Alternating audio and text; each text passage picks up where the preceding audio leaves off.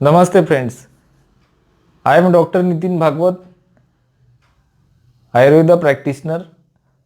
आज फिर से आप सभी का मेरे यूट्यूब चैनल पर स्वागत करता हूँ और आज फिर से हम एक अच्छे टॉपिक पर बात करने वाले हैं। हमेशा हम आयुर्वेद पर बात करते हैं और जो गंभीर बीमारियां हैं, असाध्य बीमारियां हैं जिससे लोग काफ़ी मात्रा में पीड़ित रहते हैं, तो उन बीमारियों का जो ट्रीटमेंट है उसके बारे में हम जानकारी हमारे चैनल पर अक्सर देते रहते हैं। तो दोस्तों, आज हम एक ऐसे बीमारी के बारे में बात करेंगे कि जो बीमारी ज़्यादातर यंगस्टर लोगों में पाई जाती है और कुछ जो प्रौढ़ लोग हैं उनमें भी ये बीमारी दिख जाती है, लेकिन इसमें ज़्यादातर यंगस्टर लोग परेशान रहते हैं और उसकी वजह से उनको काफ़ी लोगों को डिप्रेशन भी आ जाता है, फ्रस्ट्रेशन में भी वो लोग रहते हैं। और कुछ लोग मुझे ऐसे भी मिले हैं कि ये बीमारी के वजह से वो सुसाइड करने की भी सोचते हैं। तो ये बीमारी पेट से रिलेटेड है। इसका नाम है इरिटेबल बाउल सिंड्रोम, जिसको आईबीएस कहा जाता है। आयुर्वेद के अंदर इसको वातज ग्रहणी, वात पित्तज ग्रहणी, संग्रहणी, ये इसके साथ में हम कोरिलेट करते हैं। आज इस बीमारी के बारे में हम एक केस स्टडी जानने वाले हैं। मेरे पास एक पेशेंट आया था जिसकी उम्र थी 30 साल, जिसका केस पेपर मेरे सामने है। तो दोस्तों, ये पेशेंट मेरे पास में आया था 2019 में और इसके कंप्लेंट्स थे। इसको एक तो पेट साफ नहीं होता था। हाँ, इसके अंदर कुछ लोगों को बहुत ज़्यादा पेट साफ होता है, बार बार जाना पड़ता है, बहुत ज़्यादा मात्रा में उनको लेटरिन होता है, और कुछ लोगों को कॉन्स्टिपेशन भी रहता है। तो इसको कॉन्स्टिपेशन, साथ में इसको पूरे शरीर में एक प्रकार का इचिंग रहता था, उसमें जलन होती थी। इसका वजन दिन ब दिन कम होते जा रहा था भारक से। अल्प निद्रता यानी नींद इसको अच्छे से आती नहीं थी, नींद इसकी पूरी होती नहीं थी, और इस दिन भर आलस से रहता था, यानी सुस्ती रहती थी, काम करने का मन नहीं करता था, और दिन में नींद आती थी। फिर इसके कुछ सिम्टम तो ऐसे थे कि वो मेरे समझ के बाहर थे। जैसे ये बोलता था कि मेरे पेट में से ऐसा वायु ऊपर की तरफ जाता है, फिर वो पीठ की तरफ जाता है, फिर वो छाती की तरफ जाता है, और फिर मेरे को छाती में दर्द होता है, कभी पीठ में दर्द होता है। तो अक्सर ये लोगों को ये कंप्लेंट ये लोग बताते हैं। अब मैंने ये बीमारी के बहुत से पेशेंट देखने की वजह से मैंने इसको एग्जामिन करने के बाद, हिस्ट्री लेने के बाद में इसका डायग्नोसिस मैंने कर लिया था कि इसको क्या प्रॉब्लम है।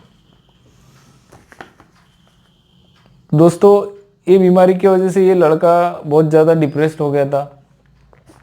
इसकी वजह से ये शादी भी नहीं कर रहा था। इसको लगता था कि अपने को क्या बीमारी हो गई, पेट ठीक नहीं रहता है, वजन नहीं बढ़ रहा है, फ्रेश नहीं लगता है, फिर आगे कैसा होगा, शादी कैसे करेंगे, और शरीर के अंदर कमजोरी महसूस होती थी, और ये शरीर में खुजली आना, ये मतलब अलग अलग प्रॉब्लम से ये त्रस्त था।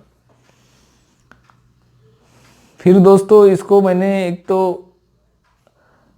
और ये वातज ग्रहणी में भी ये सिम्टम आया है कि ये पेशेंट को लगते रहता कि अपने को कुछ तो भी बड़ी बीमारी अपने पेट के अंदर है। इनको रहता कुछ भी नहीं है पेट के अंदर। जो भी ये लोग टेस्ट करते हैं, एंडोस्कोपी वगैरह, कुछ लोग सीटी स्कैन भी करा के आ जाते हैं, तो वो सब नॉर्मल आ जाती है, क्योंकि स्ट्रक्चरली उसमें कुछ भी प्रॉब्लम नहीं रहता है। वो ऑर्गन सब नॉर्मल दिखते हैं, लेकिन फंक्शन में उसके प्रॉब्लम आता है। अब ये प्रॉब्लम क्यों आता है, तो इसके अंदर थोड़ा सा अगर हम डीप में जाते हैं तो साइकोलॉजिक रीज़न इसमें मिल जाता है। जिन लोगों को किसी प्रकार का स्ट्रेस है, टेंशन है किसी बात का, एंजाइटी यानी डर है, बचपन में कुछ ऐसी चीज़ें उनके साथ में हुई है कि जो चीज़ों का उनके दिमाग के ऊपर बहुत ज़्यादा प्रभाव पड़ा है, शॉक लगा है, फिर ऐसे लोगों को आगे चल के आईबीएस हो जाता है। क्यों दोस्तों? क्योंकि जो हमारा मन रहता है, जो हमारा जो ब्रेन रहता है, ब्रेन का और हमारा जो पेट रहता है उसका बहुत ज़्यादा गहरा संबंध रहता है। हमारा जो पेट है वो पूरा हमारा ब्रेन जो है उसको कंट्रोल करता है। सबसे ज़्यादा जो नर्व सप्लाई रहता है वो पेट में ही रहता है। तो हमारा जो माइंड है वो जितना स्टेबल रहता है, जितना शांत रहता है, उतना हमारा पेट भी शांत रहता है। और जितना हमारे माइंड में हलचल रहेगी, जितना टेंशन रहेगा, जितने विचार रहेंगे, जितना डिप्रेशन रहेगा, जितना हमारा माइंड अनस्टेबल रहेगा, उतना हमारा पेट भी डिस्टर्ब रहता है। तो ये बीमारी ऐसी है दोस्तों कि ये 100% शारीरिक नहीं है, ये मनोशारीरिक बीमारी रहती है, जिसको साइकोसोमैटिक डिसऑर्डर ऐसा एलोपैथी में बोलते हैं। मतलब कुछ परसेंट इसमें मन भी खराब हो गया है, कुछ परसेंटेज में इसमें शरीर भी खराब हो चुका है। तो फिर ऐसे लोगों को जब हम ट्रीटमेंट देते हैं तो पहले तो उसको थोड़ा काउंसलिंग करना पड़ता है कि आपका ये जो बीमारी है ये ठीक होने वाला है। मैंने भी इसको काउंसलिंग किया था, इसको समझा के बताया था कि ये प्रॉब्लम बहुत से लोगों को रहता है बोला, और ठीक भी हो जाता है। तो आप डरो मत, आप अच्छे से सिर्फ ट्रीटमेंट करो और आपको इसमें फ़ायदा हो जाएगा। तो मैंने इसको सिम्टोमेटिक कुछ ट्रीटमेंट चालू किया था। तो दोस्तों ये ट्रीटमेंट मैंने 11/2019 में इसको चालू किया, और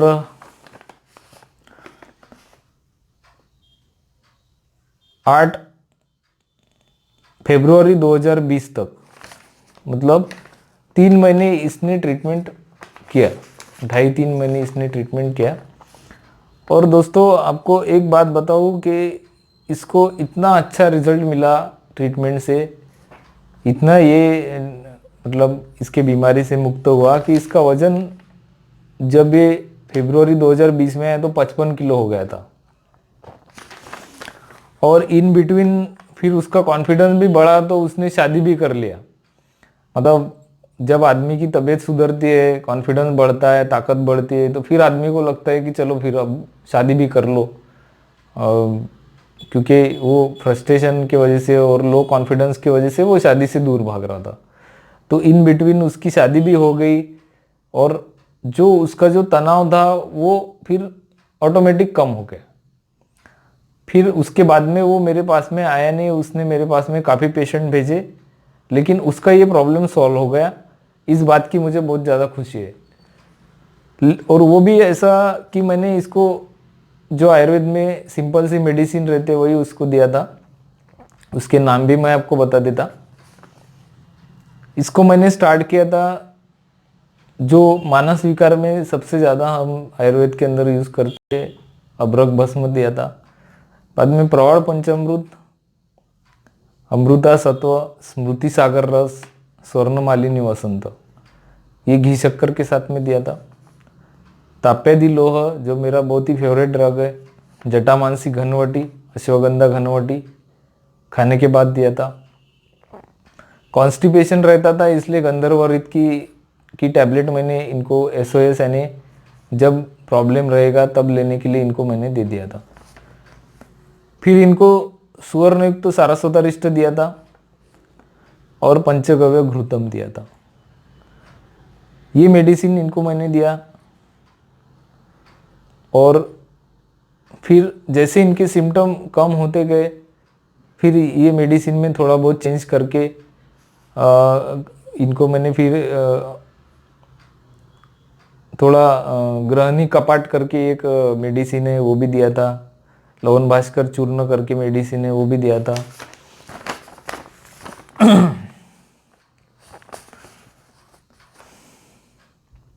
कभी बीच में इनको कुटज घनवटी देने का काम पड़ा, और शादी हो गई थी तो वो कमजोरी दूर करने के लिए भी एक बार मेरे से मेडिसिन लेके गए थे बीच में, तो वो दूध के साथ में दिया था हमारा ऋषि योग। चित्रगादी वटी इनको बीच में दे दिया था। तो ये बहुत ही आयुर्वेद के अंदर के बेसिक ड्रग्स दोस्तों मैंने इनको दिया, और ये ड्रग्स के वजह से इनका जो प्रॉब्लम था वो पूरी तरह से सॉल्व हो गया।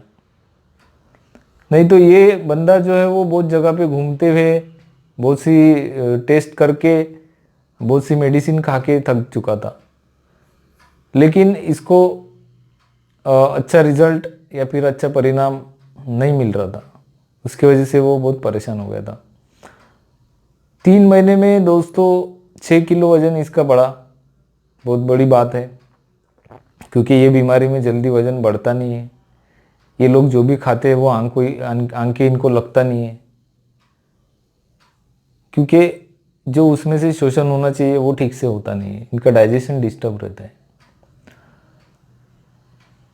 तो ये ऐसी केस है दोस्तों कि ऐसी बहुत सी मेरे पास केसेस है, लेकिन ये केस बताने के पीछे आपका मेरा ये उद्देश्य था कि ये बीमारी की वजह से इस उम्र के लोग बहुत ज़्यादा त्रस्त रहते हैं। तो उन लोगों को मेरा एक निवेदन है कि आप जो भी ट्रीटमेंट कराते हैं इसके लिए, तो एक बार आपने आयुर्वेद ट्रीटमेंट इसके लिए कराना चाहिए।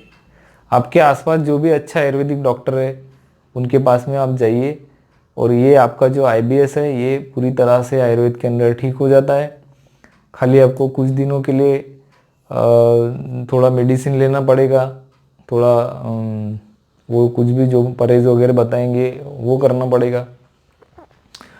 मैंने तो दोस्तों इनको परहेज भी कुछ बताया नहीं था, क्योंकि मेरा प्रैक्टिस में एक रूल है कि जो लोगों का वजन ऑलरेडी कम हो चुका है किसी भी बीमारी की वजह से या फिर किसी तनाव की वजह से, स्ट्रेस की वजह से,